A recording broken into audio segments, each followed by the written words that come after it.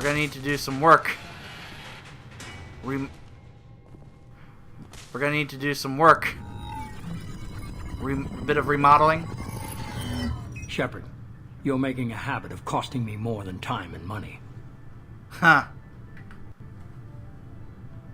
Yeah, you can tell he's not happy. Well, guess what, pal? Colonists were killed there, so I'm glad it's gone. Too many lives were lost at that base. I'm not sorry it's gone. The first of many lives. The technology from that base could have secured human dominance in the galaxy against the Reapers and beyond. Huh. Human dominance? Or just Cerberus? Strength for Cerberus is strength for every human. Cerberus is humanity. I should have known you'd choke. And I should have known your ego about your group Cerberus. And I should have known your ego about your group Cerberus would get in the way. So yeah, Cerberus is humanity. Yeah, right. Well, guess what, pal? You better be on my team now. Okay, you better follow me rather than me following you. Because the bottom line is, you better be ready to help us defend against them. I'm not looking for your approval. Harbinger is coming, and he won't be alone. Humanity needs a leader who's looking out for them. From now on, I'm doing things my way, whether you agree or not. Yeah. Don't turn your back on me, Shepard. I made you. I brought you back from the dead. Maybe so, but I've already done what you asked of me, and I'm gonna keep doing it. Whether or not you agree or not. And I'm gonna do exactly what you brought me back to do. I'm gonna win this war. And I'll do it without sacrificing the soul of our species. Mm-hmm. A little smirk right there. He's like, yeah, I told him. I put Martin Sheen in his place. You notice that the sun is now half blue, half red? Huh. It actually changed colors based on what direction you went. It could either be all blue, all red, or half and half. I guess I had enough Renegade points to make it half and half. Even though I stuck mainly to Paragon. Alright. So that concludes the main campaign. But as I mentioned earlier in the playthrough, this isn't the end of the playthrough. There's still a couple of missions and DLC to do that are meant to be done after the campaign. Huh. Everyone's trying to fix up the Normandy after that epic battle. There's some of my crew acknowledging me. It's like, yeah, way to go, Shepard. This scene actually always gives me goosebumps. So that's Harbinger, huh? Alright, I got it.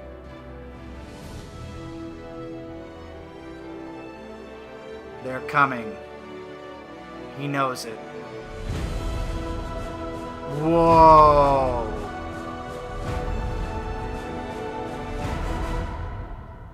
That moment right there always gives me chills. It gave me chills just now, because you realize, holy moly, it looked like there was thousands of them making their way out of dark space towards the galaxy, led by Harbinger. You could just tell that. If you went back and look at that and just pause there, just look at how many there are, and you could see they're making their way slowly towards the galaxy. So they are on their way. Alright. So as I mentioned, yeah, this is the end of the main campaign. That's why the credits are playing. But as I said, there are a couple of DLCs that are meant to kind of be played kind of after the game that I will be playing here. So this is not the end of this playthrough yet. So one of them is called Arrival, which is meant to be played so that you can bridge this game and the next game. So that way some things that happen in the third game will make a little more sense.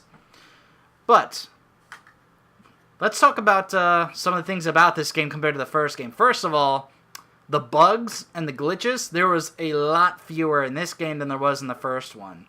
The voice acting, of course, was still top-notch, just absolutely fantastic.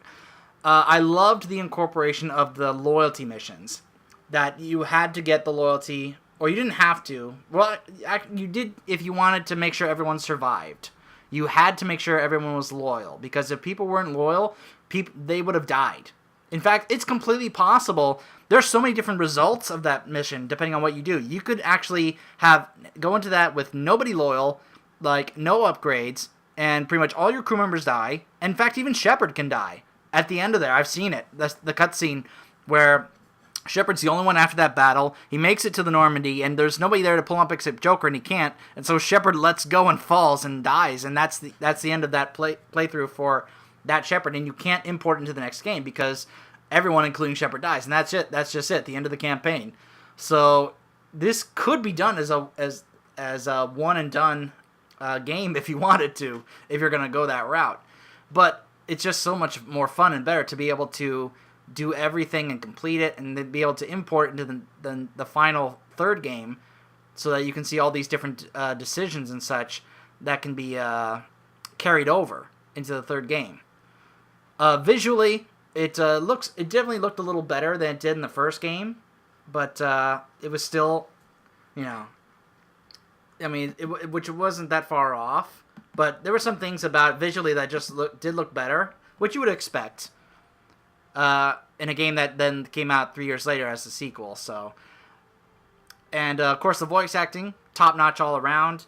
The gameplay changed a bit. You could tell that there were some things about it. Like, first of all, there was a lot less inventory changing than there was in the first game. In the first game, it was like, oh, got some stuff. Now I got to micromanage all the different equipment, all the different armors. They have different shield ratings and such. And you can see the cast here, some of the different people here as the voices. And there was a ton of, including weapons. You found up all different weapons that you could be able to switch out and modify.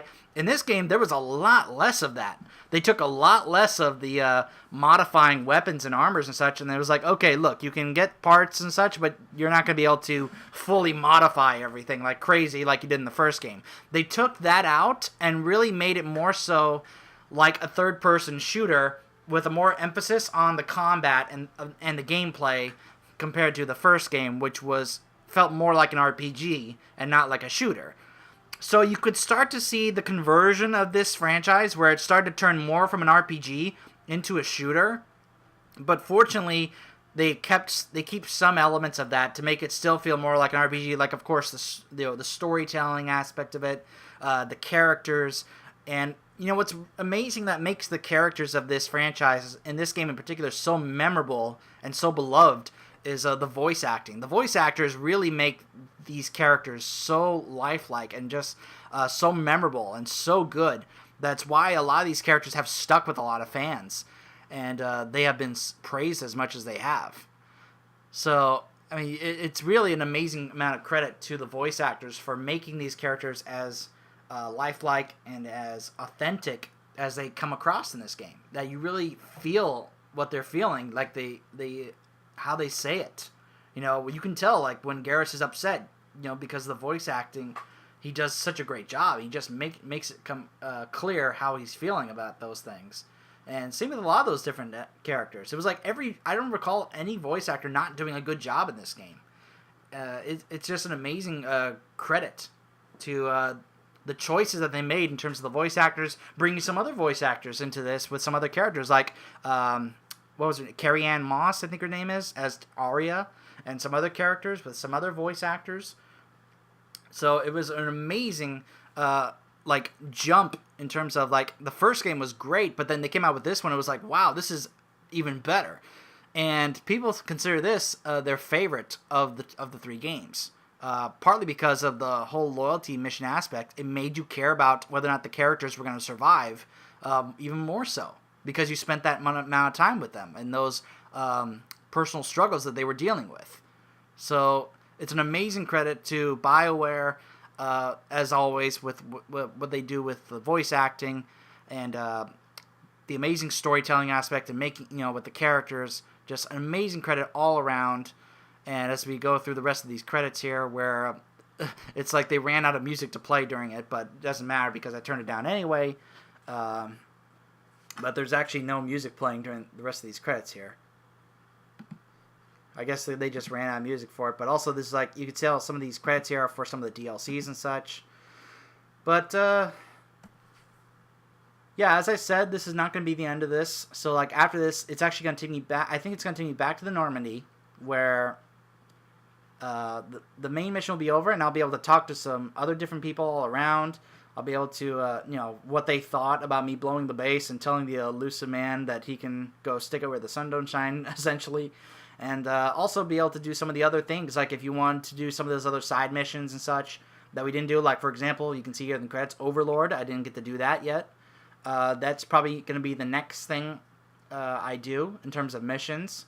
So I'm probably going to do Overlord, and then I'll do Arrival, and then I think we will be able to end the playthrough and then import this save, or this playthrough into the third game, which we will then be able to do a playthrough of that. So all the things you've seen, I'm sure you'll want to see how they carry over and how they affect the overall game and what's happened, some of the characters, to see what has happened to them since then. So you'll be able to see that then. And as soon as we get through the rest of this, I'll be able to show you guys what I mean in terms of being able to go around and talk to some of the characters, like going to talk to Kelly, see how she's doing after being abducted like she was, talking to Chakwas, Joker, and all the other characters. They usually all have something to say about whether or not I destroy the base or whether or not I give it to the elusive man for him to use for Cerberus.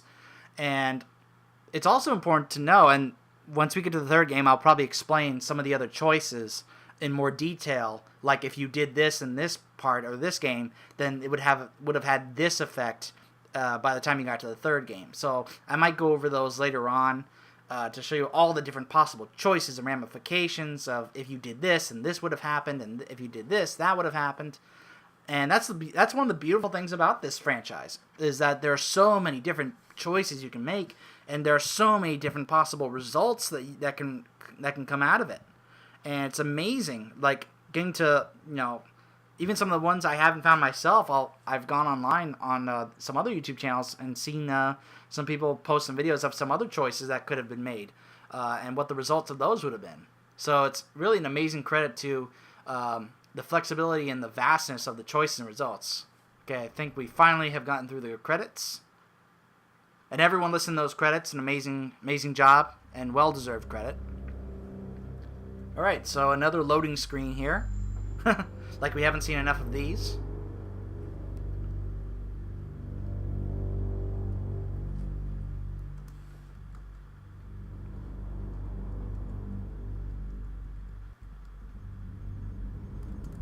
Aha!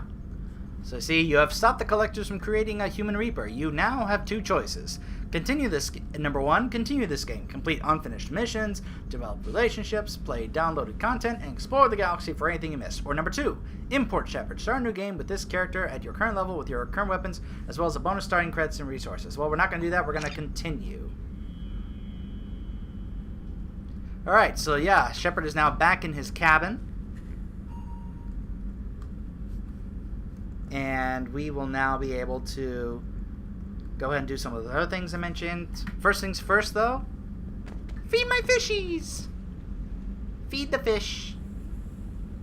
It's like, I made it back, fishies. Did you miss me? You were all worried about me, weren't you? Yes, you were. Max, I made it back. Give me a squeak. Yeah, there we go. I kept my promise to Liara. Boy, she's gonna be happy to see me. Alright, let's see. Oh, this is something I got in a side mission. I think I did not record. Some Prothean relic. Yeah, that's pretty strange. Let's see. Did I get any messages? Yes. Huh. Oh, so this was a message he sent to me after we were attacked. Okay, let's see. From Elusive Man, Shepard, I received word of the attack. This feels like a direct insult from the collectors and a sign that we've got them scared. The loss of your crew is devastating, but remember that they signed on for this mission knowing the risks. Miranda has likely argued for delaying rescue efforts until you're fully prepared to go through the Omega-4 relay. I know you are eager to leave, but rushing off would be a disservice to your crew's sacrifice. When you are ready, you'll have my full support. Get it done, Shepard. Nobody else can. As you can see here, everyone is still with us. If you lost anybody in that mission, you actually would have had a scene where it's like they have coffins ready to jettison out of an airlock, and Shepard's looking over them, feeling incredibly sad. You can see in his face about losing some of his crew members. But yeah, I mean, like I said, you could, like, pretty much everybody except Joker could die on that mission. It's pretty crazy the amount of different possibilities and results that could happen depending on the choices you make in that mission. So that is it for the main campaign. As I said, this is not the end of the playthrough, though, as we will be doing the DLCs, as you can see in the journal here. No more missions, but in assignments, yeah, there's all these little tiny side missions you found from checking out plants. But the two main ones are Overlord and Arrival. So Overlord, a Cerberus station on the planet Ait, has gone off the grid. The elusive man has requested assistance investigating the situation. Travel to the planet Ait and investigate why the Cerberus base there has gone silent. Let's see. Harbinger. While monitoring outgoing transmissions sent by the mysterious leader of the Collectors to his minions on the battlefield, Cerberus intelligence experts also intercepted incoming transmissions. The signals were encrypted commands sent to the Collector General from a source outside the galaxy. This directing intelligence is likely the Reaper that refers to itself as Harbinger. This indicates that the Collector General, previously thought of as a puppeteer-like figure, was essentially a more conduit through which Harbinger mobilized the Collector's mission to protect and nurture an embryonic Reaper by providing it a steady supply of humans. In this way, the Collectors allowed the Proto-Reaper to incorporate the human genome into its own construction, though why a Reaper would want such a thing is unclear. So as I said, this isn't going to be the last time we hear from Harbinger. So stick around and stay tuned for those missions.